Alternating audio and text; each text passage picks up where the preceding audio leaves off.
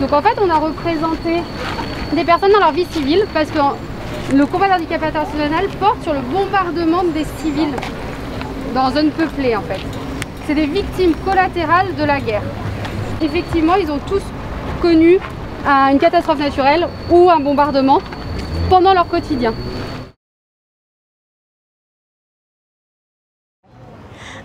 J'ai appris beaucoup de choses sur les gens qui étaient mis dans ces camps pour les protéger et puis pour les soigner. Par exemple, on a aussi beaucoup appris des choses sur les bombes, les objets qui peuvent les blesser.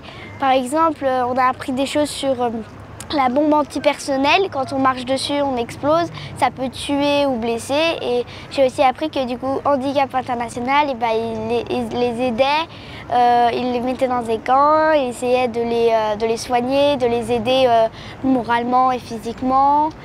Ce que j'ai retenu, c'est que déjà, y a beaucoup de dispositifs mis en place pour aider les personnes dans les situations de handicap et situations de guerre, etc. dans le monde.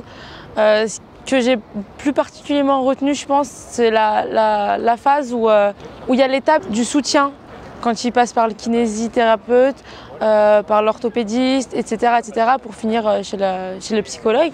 On a rencontré énormément de corps de métiers différents. Il y a notamment le métier de démineur, que je ne connaissais pas du tout, qui a été très bien expliqué avec une démonstration.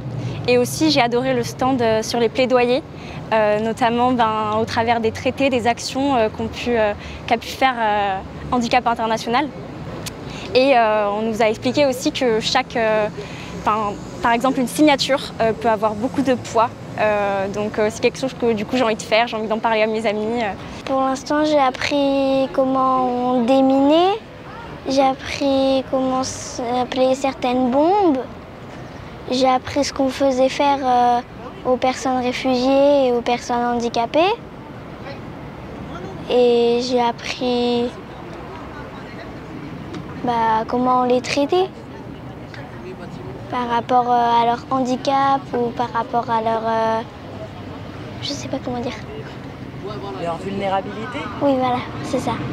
Mais ce qui m'a marqué le plus, c'est les conditions de vie des gens dans les camps et puis aussi comment les gens peuvent être bêtes d'essayer de tuer les enfants. Parce que j'ai aussi appris que certaines personnes, elles coloraient les bombes pour attirer les enfants et vraiment ça m'a... Je me suis dit, mais comment on peut être assez bête pour faire une chose pareille, quoi.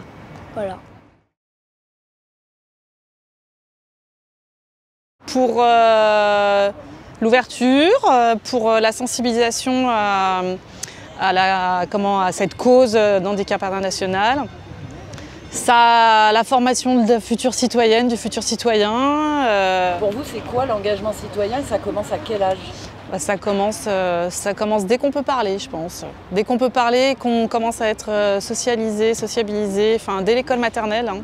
Dès l'école maternelle, alors là c'est des grands, c'est des CM1, CM2, donc il y a déjà une réflexion, il y a déjà une capacité de prise de recul, des opinions qui commencent à être bien tranchées. Là je le dis en plaisantant, mais je sais que dans ma classe, là j'ai des futurs Greta Thunberg. Après avoir regardé le petit film de présentation d'Handicap International, pas un bruit dans la classe, un silence d'église. Je fais des commentaires, des réactions, des remarques. Ah mais ça donne envie de travailler pour Handicap International. Donc voilà, il y a déjà une conscience de plein de choses, une conscience citoyenne, une conscience politique. C'est déjà très très avancé.